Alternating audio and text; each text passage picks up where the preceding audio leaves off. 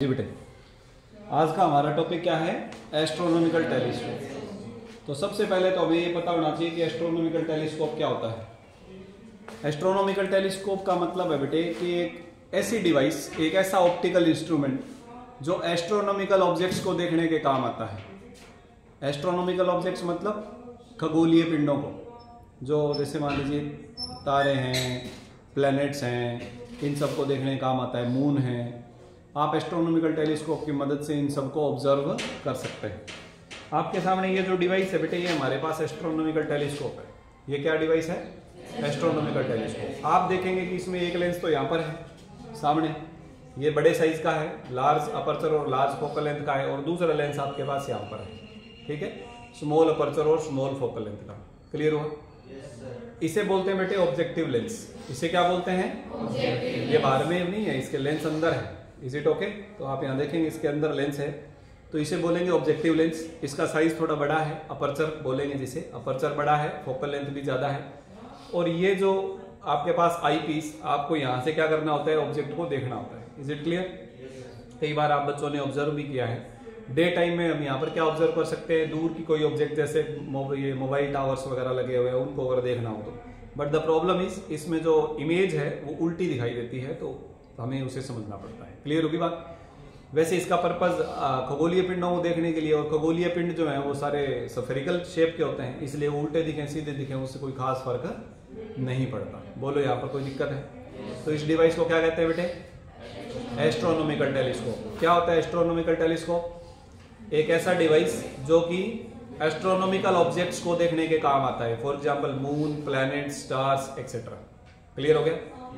It has two lenses. One is known as objective lens, which is of large aperture and large focal length, and another is known as eyepiece, which is of small aperture and small focal length. Is it okay to you all? तो ये तो बात होगी बेटे कि telescope होता क्या है। अब हम बात करेंगे एस्ट्रोनॉमिकल टेलीस्कोप की मैग्नीफाइंग पावर के बारे में।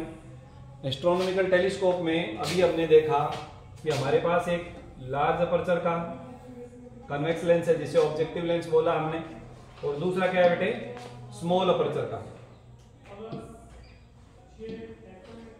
दूसरा लेंस क्या है? स्मॉल अपर्चर का लेंस है, जिसे हमने क्या बोला? आईपीस बोला। तो ये हमने क्या मान लिया? ऑब्जेक्टिव। और दूसरा क्या मान लेते हैं? आईपीस मान लेते हैं। क्लियर होगी बात? अब इसमें होता क्या है बेटे कि हमें ऑब्जेक्ट कहां पर है? ऑब्जेक्ट तो ऊपर की तरफ है। जब ऑब्जेक्ट ऊपर की तरफ है तो जो रेज आती है वो कहां से आएंगी? ऊपर से आएंगी। तो वो रेज प्रिंसिपल एक्सिस के पैरेलल नहीं होती। किसके पैरेलल नहीं होती? प्रिंसिपल एक्सिस के। किसके पैरेलल होती हैं? आपस में एक दूसरे के पैरेलल होती है। क्लियर होगी बात? तो हम क्या करते हैं, एक रे ले लेते हैं जो कि यहां से पास हो, इसके ऑप्टिकल सेंटर में से पास होती हुई हमने एक रे ले ली। Is it clear?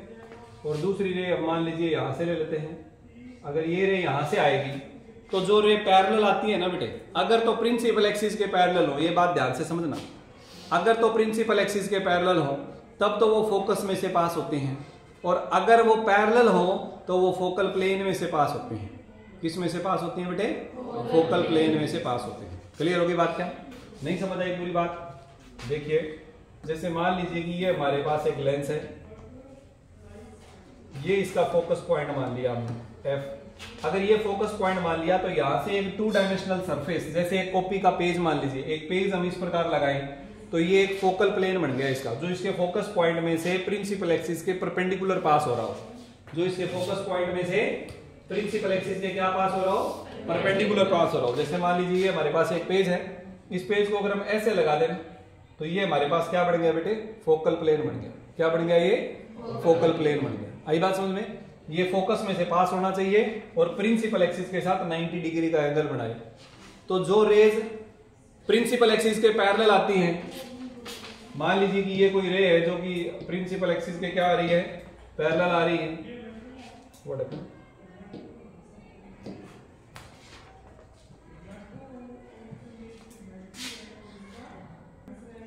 तो जो रेज प्रिंसिपल एक्सिस के पैरेलल आती हैं वो तो फोकस पॉइंट में से पास करते हैं, लेकिन जो रेज पैरेलल आती है वो फोकस पॉइंट में से ना पास करके फोकल प्लेन में से पास करते हैं। क्लियर हो गया? तो ये फोकल प्लेन में से हमारे पास करेगी। ये रेड कलर कैसे सेलेक्ट हो गया?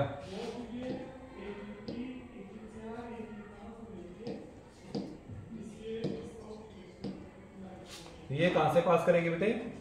फोकल प्लेन में से पास करेगी। क्लियर होगी बात क्या? सिमिलरली मान लीजिए एक रे इधर कहीं आ रही है, इधर आ रही है, तब भी वो यहाँ कहीं इस प्रकार से पास करेंगे। तो ये हमारे पास क्या बन गया बेटे? रे डायग्राम बन गया, जो कि ऑब्जेक्टिव लेंस ने यहाँ पर क्या बना दिया? इमेज बना दिया। तो ये हमारे पास ए बी तो कहां पड़ा हुआ था? इंफिनिटी पर पड़ा हुआ है ना। ऑब्जेक्ट कहां है बेटे? ओ एट इंफिनिटी। और ये क्या बन गया हमारे पास? इमेज बन गया। इसे अपन क्या बोल देते हैं? ए डैश बी डैश बोल देते हैं। अब ध्यान देना, अब इसमें होगा क्या कि यहां से जो रेज निकलेंगी ना, वो रेज मान लीजिए जो ऑप्टिकल सेंटर में से जा रही है वो तो इधर निकल गई। क्लियर हुई बात? और जो दूसरी रेज जा रही है, सपोज करो कि ये जो रे है ये कुछ इस डायरेक्शन में चली गई, हालांकि ये रूल्स को फॉलो करेगी। ये पैरेलल आ रही है तो इसके फोकस में से गुजरेगी। कहां से गुजरेगी? इसके फोकस में से। तो ये यहाँ तो इधर तो इस साइड में तो कहीं भी नहीं मिलेंगे ना, तो ये कहां मिलेगी बेटे? ये उधर वर्चुअल मिलेंगे। दूसरी तरफ कहां मिल जाएंगी? ये वर्चुअली मिल जाएंगी। तो अगर हम इन्हें वर्चुअली आगे बढ़ाएं लाइक दिस, ये थोड़ा सा अगर हम सीधा करें तो ये यही बन जाएगा। चलो कोई बात नहीं, हम यही बना देते हैं। तो ये हमारे पास क्या बन गया बेटे? ये बन गई फाइनल इमेज। ये क्या बन गया? Final image A double dash B double dash. Is it clear? लेकिन इसमें दो केस होते हैं हमारे पास। क्या होते हैं? दो केस। एक केस तो होता है जिसमें जो फाइनल इमेज है वो लीस्ट डिस्टेंस पर बने, least distance of distinct vision. तो हम कहेंगे कि ये कितनी दूरी पर बनी है? कैपिटल डी पर बनी है। और दूसरा केस होता है जब फाइनल इमेज कहां बने? इन्फिनिटी पर बने। जब फाइनल इमेज कहां बने? इन्फिनिटी पर। तो अगर हमारे पास फाइनल इमेज हमने इन्फिनिटी पर बनानी है तो फिर क्या होता है? फाइनल इमेज को जब हम इन्फिनिटी पर बनाते हैं तो ये जो रेज है बेटे ये इधर नहीं मुड़ते हैं। Like this ray will go parallel to this. ये रेज के क्या जाती है बेटे? पैरेलल जाती है सारी रेज। तो जब पैरेलल जाती है तो ये कहीं भी नहीं मिलेंगी ना, तो हम इसको क्या बोलेंगे? ये कहां पर मिलेंगे बेटे? इन्फिनिटी पर। तो फाइनल इमेज कहां बनेगी? Final image at infinity. बोलो कोई दिक्कत? अब ये जो केस है ना, जब फाइनल इमेज इन्फिनिटी पर बनती है, इस केस में हम बात करेंगे मैग्नीफाइंग पावर की। किसकी बात करेंगे बेटे?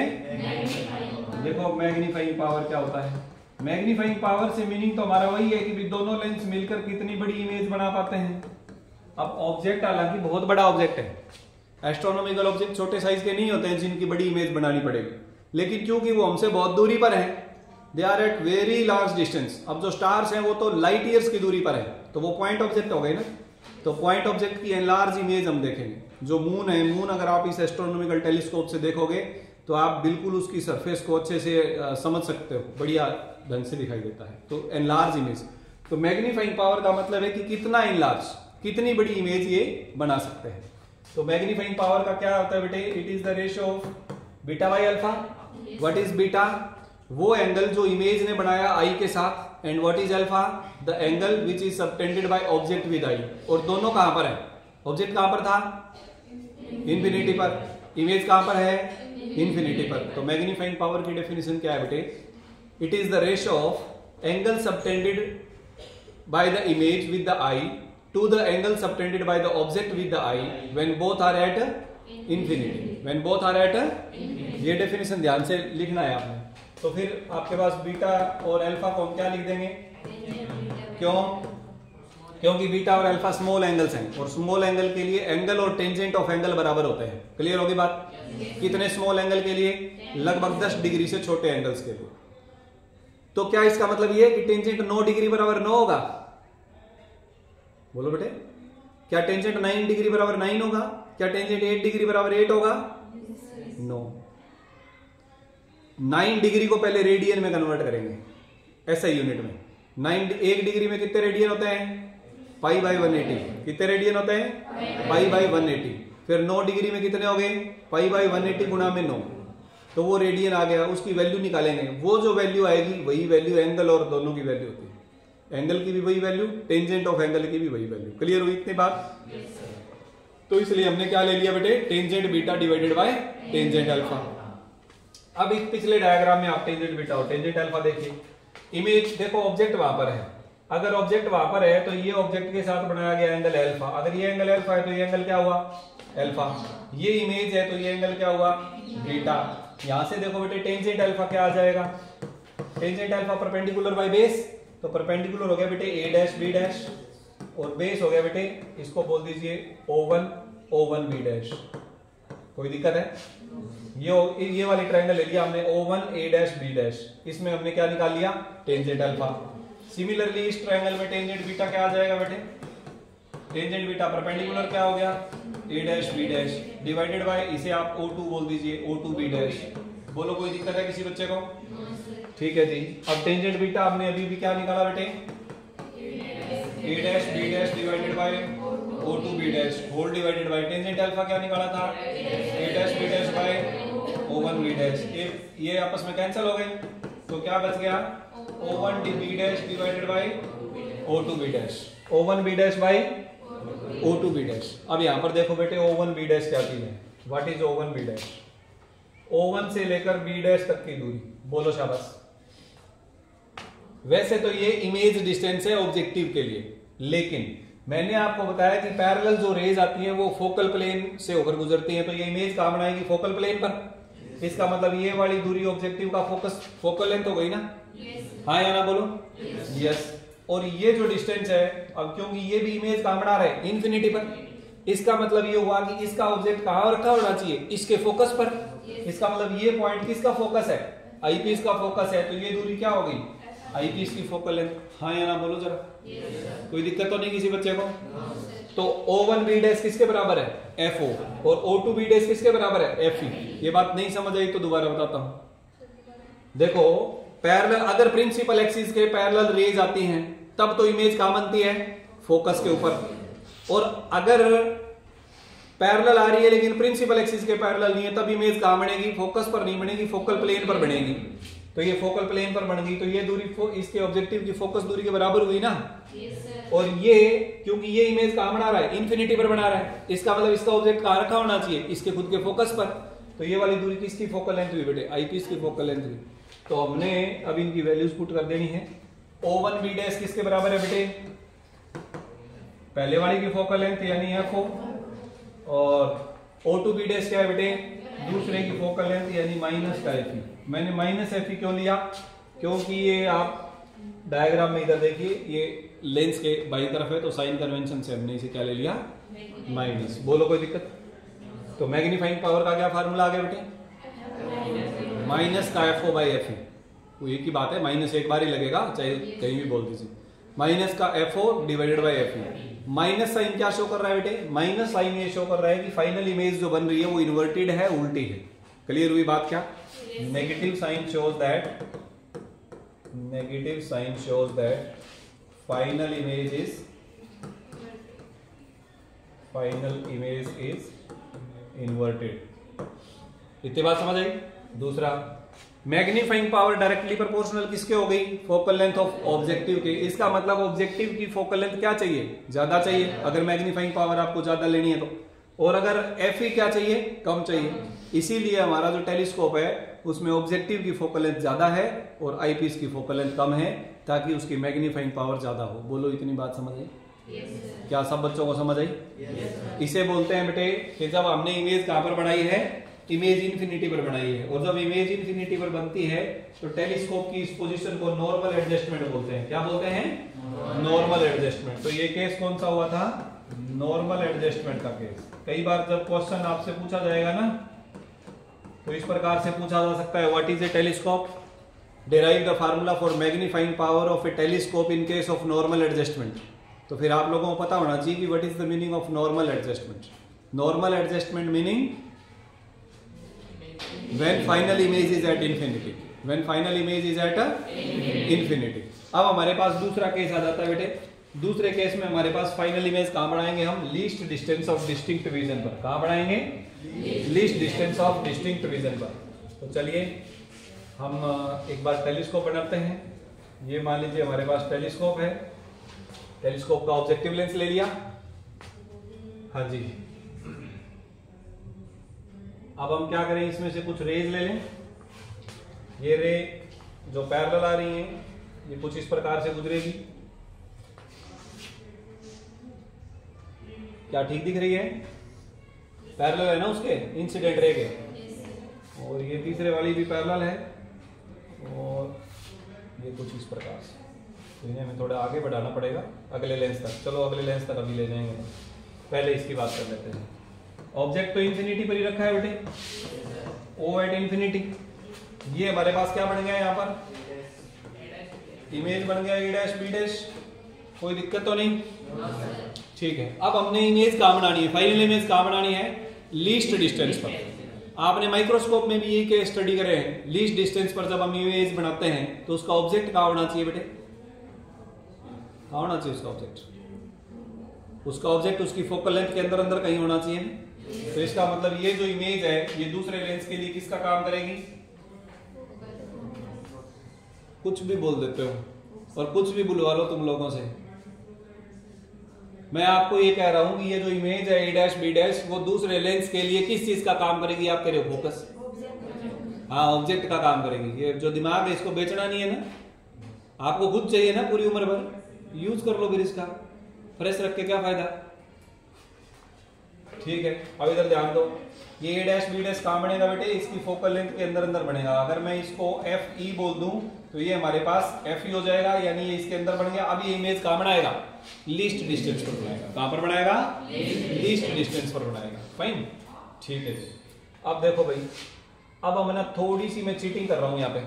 चीटिंग क्या कर रहा हूं? पहले डायग्राम, पहले इमेज बना लेते हैं ताकि हमारी रेज सीधी बने, नहीं तो रेज में थोड़ी गड़बड़ी हो जाएगी। हमें इमेज लीस्ट डिस्टेंस पर बनानी है, तो हम इमेज कहां पर बना देंगे? ये लो, ये हमने बना दी इमेज। क्या बना दी बेटे? ये इमेज बना दी। ठीक है, क्या इससे आ जाएगी क्या सीधी रे? है भाई, अब तो आ जाएगी। ठीक है भाई, इट्स ओके। यहां पर इमेज बनानी है। वैसे एक्चुअल में तो ऐसा नहीं होता है। एक्चुअल में क्या होगा? ये रेज आएंगी, इस लेंस पर गिरेगी, इधर मुड़ेगी, इधर वो कहीं भी नहीं मिलेगी, तो वर्चुअली हम पीछे बढ़ाएंगे, जहां मिल गई वहां इमेज बन गई। क्लियर होगी बात? हम इमेज थोड़ा ठीक बना सकते हैं, इसलिए मैंने पहले इमेज बना दिया। लेट अस चेक कि ये इमेज ठीक बनेगी कि नहीं बनेगी। थोड़ी सी गड़बड़ी आ रही है।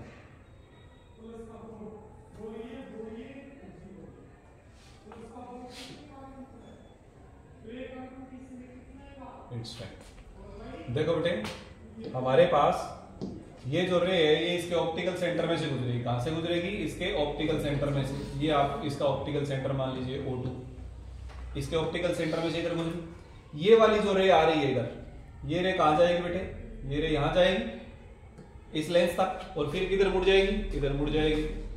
तो हम क्या करते हैं, क्योंकि ये जो रेज हैं इधर मिलनी नहीं है, तो यहाँ पर वर्चुअली मिलानी पड़ेगी ना हमें। तो ये जाएगी किधर एक्चुअल में? इस वर्चुअल की उल्टी साइड में। ये रे इधर चलेगी। समझ आ रही है बात? ये रे इधर चली गई, ये रे इधर चली गई। आप और भी रेज ले सकते हैं।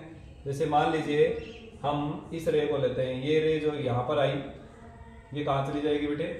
कुछ इधर चली जाएगी, और जब हम इसको पीछे बढ़ाएंगे वर्चुअली तो क्या बना देगी? ये वहां पे इमेज बना देगी। ये सारी रेज यहाँ पर मिलकर क्या बना रही है बेटे? इमेज बना रही है। अब बताओ ये बात समझ आ रही है? ठीक है।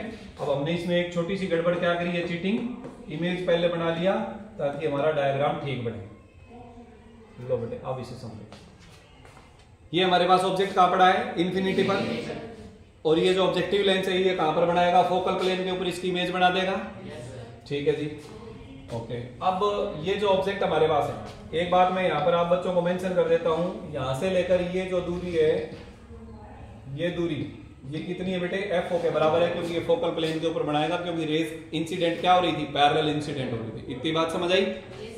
यहां से ये रेज इधर आई, एक दूसरे से दूर जा रही है, डाइवर्स कर रही है। डाइवर्स कर रही है तो इधर मिलेगी नहीं, वर्चुअली पीछे बढ़ाया हमने, तो यहाँ पर वर्चुअल इमेज बना दी। कन्वेक्स लेंस वर्चुअल इमेज कब बनाता है? जब ऑब्जेक्ट उसके ऑप्टिकल सेंटर और फोकस पॉइंट के बीच बीच में कहीं पर हो। तो ये इसके बीच में ऑब्जेक्ट है, इसलिए क्या बनाएगा बेटे? वर्चुअल इमेज बनाएगा। बोलो कोई दिक्कत है? दूसरी बात मैं आप बच्चों को यहाँ पर ये शो कर दूं कि ये जो फाइनल इमेज है वो आई पीस से कितनी दूरी पर बनी है बेटे? लीस्ट डिस्टेंस पर बनी है। कितनी दूरी पर बनी है? लीस्ट डिस्टेंस पर। अब हमने क्या करना है? वही मैग्नीफाइंग पावर। मैग्नीफाइंग पावर की डेफिनेशन क्या होगी बेटे? यहाँ पे थोड़ी सी डेफिनेशन बदल जाएगी। क्या बदलेगा? मैग्नीफाइंग पावर में पिछली बार ऑब्जेक्ट और इमेज दोनों कहां थे? इन्फिनिटी पर। अब ऑब्जेक्ट तो इन्फिनिटी पर है लेकिन इमेज कहां है? लीस्ट डिस्टेंस पर। तो यहां पर क्या लिखेंगे हम magnifying power? It is the ratio of angle subtended by the image, final image with the I which is at least distance and the object which is at infinity. It is the ratio of angle subtended by the image with the eye and object with the eye when image is at least distance and object is at infinity. कोई दिक्कत किसी बच्चे को? फिर हम m को क्या लिख देंगे बेटे? Beta divided by alpha. Beta को क्या लिख देंगे? Tangent beta by tangent alpha. अब इस डायग्राम से हमें क्या निकालना चाहिए? बोलो शाबाश। टेंजेंट बीटा और टेंजेंट अल्फा निकालना चाहिए ना? हाँ जी। ये वाला एंगल कौन है बता दो? ये इमेज के साथ बन रहा है तो कौन एंगल है ये? और ये ऑब्जेक्ट के साथ बन रहा है तो कौन एंगल है ये? एक्चुअली ये एंगल है अल्फा जो ऑब्जेक्ट के साथ बन रहा है और ये इसका ऑपोजिट एंगल हो गया तो ये आपके पास हो गया अल्फा। कोई दिक्कत है किसी बच्चे को? अब यहाँ से टेंजेंट बीटा और टेंजेंट अल्फा निकाल सकते हैं क्या हम? बोलो शाबाश। What will be tangent beta?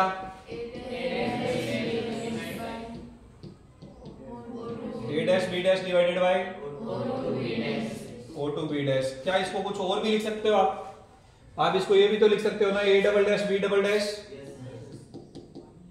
Divided by o2 b double dash. हाँ या ना बोल दो शाबाश। नहीं समझ आया तो दोबारा बताऊंगा। समझ आया है? देखो भाई ये जो बीटा है ये इस ट्रायंगल में भी तो बन रहा है और ये इस ट्रायंगल में भी तो बन रहा है ना। तो टेंजेंट बीटा के हमने दोनों पॉसिबिलिटीज लिख ली, जो हमें चाहिए होगा उसके अकॉर्डिंगली हम यहाँ पर नोट कर लेंगे कि हमें कौन से वाला चाहिए। कोई समस्या है? ठीक है जी। अब देखो, अब आपको क्या चाहिए? Tangent alpha. क्या चाहिए बेटे? What will be tangent alpha? a dash b dash divided by, इसे O1 बोल दीजिए, O1 b डैश। बोलो बेटे कोई प्रॉब्लम? पक्की बात है ना? ठीक है। अब आपको क्या निकालना है? Tangent beta. What is tangent beta? क्या यूज करें हम? देखो बेटे, अगर हम ये वाला यूज करेंगे तो ये O2 b डैश और O1 b डैश कैंसिल नहीं होगा। नहीं होगा ना? यहां हमने क्या, sorry, a dash b dash cancel नहीं होगा तो इसमें से ये यूज कर लेते हैं और इसमें ये यूज कर लेते हैं। टेंजेंट बीटा बताओ क्या लिखें? a dash b dash divided bye, शाबाश। टेंजेंट अल्फा बताओ क्या लिखें? ये आपस में क्या कर दें? क्या बच गया बेटे? O1 b dash by O2 b dash. अब देखो बेटे O1 b डैश किसके बराबर है? अभी बताया था आप बच्चों को, O1 b डैश FO के बराबर है और O2 b डैश किसके बराबर है बेटे? ना भाई FE नहीं है। क्या कर रहे हो बच्चों? FE तो यहाँ पर है, ये दूरी है, ये इससे कम है, इसे आप क्या बोलेंगे? UE बोलेंगे बेटे। क्या बोलेंगे? UE। तो चलिए पुट करते हैं।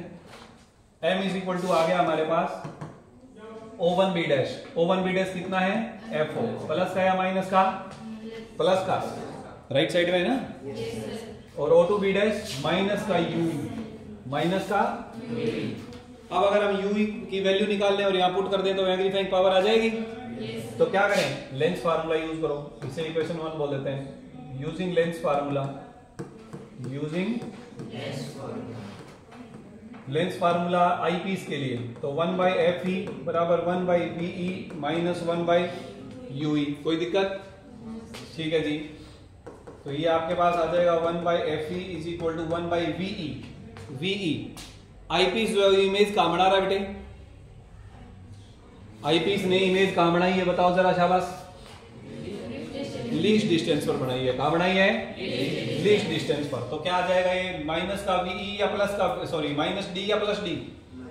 माइनस D, क्योंकि आई पीस के लेफ्ट साइड में है ये। क्लियर होगी बात? माइनस UE की जगह क्या लिखूं बेटे? माइनस का UE। UE की जगह क्या लिखूं? क्यों लिखूं? क्योंकि ये लेफ्ट साइड में है तो ये UE की वैल्यू क्या है? Minus UE। तो एक माइनस पहले ही पड़ा है, माइनस माइनस क्या हो जाएगा? प्लस हो जाएगा। तो यहां से 1/UE क्या आ जाएगा बेटे? देखो बोलो शाबाश। 1/UE क्या आ जाएगा? 1/FE is equal to minus 1/D plus 1/UE। ये इधर रख लेते हैं, ये दूसरी तरफ ले जाते हैं तो 1/UE बराबर आ गया बेटे 1/FE प्लस 1/D। यहां तक कोई दिक्कत है? अब क्या कर दें? 1/UE बराबर 1/FE कॉमन ले लूं मैं इसमें से। क्या कॉमन ले लूं? ध्यान देना यहाँ पर FE है ही नहीं ना इसमें दूसरी टर्म में, तो क्या कर दें इसको FE से गुणा कर दें, FE से भाग कर दें, कोई दिक्कत तो नहीं हो रही। अब यहाँ से 1/FE कॉमन ले लिया, अंदर क्या बचा? प्लस ये नीचे वाला FE कॉमन चला गया और क्या बचा? FE divided by D। कोई दिक्कत? ये 1/UE की वैल्यू वहां पुट कर दूं, कोई प्रॉब्लम तो नहीं है। तो m बराबर क्या आ जाएगा बेटे? माइनस का FO गुणा में 1/UE। अब 1/UE की जगह ये पुट कर देंगे माइनस FO, 1/UE की जगह 1/FE, तो मैं इसे तो यहां लिख देता हूं into 1 plus FE divided by D।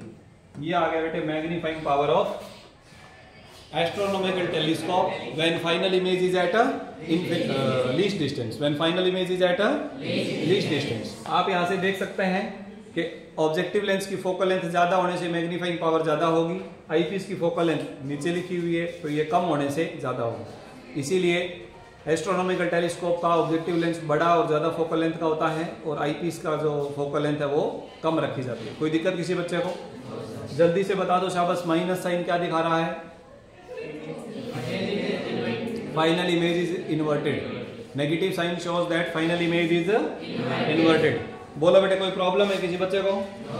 क्या आप बच्चों को टेलीस्कोप समझ आ गया? ठीक है। अभी मुझे ये देखना है कि टेलीस्कोप में हमारे पास टेरेस्ट्रियल टेलीस्कोप, ये जो रिफ्लेक्टिंग टाइप और रिफ्रैक्टिंग टाइप, दो टाइप के टेलीस्कोप होते हैं बेटे। कौन कौन से टाइप होते हैं? रिफ्लेक्टिंग टाइप और रिफ्रैक्टिंग टाइप। अभी जो हमने पढ़ा एस्ट्रोनॉमिकल टेलीस्कोप वो रिफ्रैक्टिंग टाइप टेलीस्कोप है। कौन से वाला है? क्या मतलब रिफ्रैक्टिंग टाइप से? जिसमें रिफ्रैक्शन फिनोमिना का यूज होता हो। जिसमें किसका यूज होता हो? रिफ्रैक्शन फिनोमिना का। और रिफ्लेक्टिंग टाइप में रिफ्रैक्शन के साथ साथ रिफ्लेक्शन का भी यूज होता है, उसमें मिरर यूज करते हैं बेटे। क्या करते हैं? मिरर यूज करते हैं। और रिफ्लेक्टिंग टाइप में दो अलग अलग टेलीस्कोप हम बात करते हैं। एक होता है सेसेग्रेनियन टेलीस्कोप, एक होता है न्यूटोनियन टेलीस्कोप।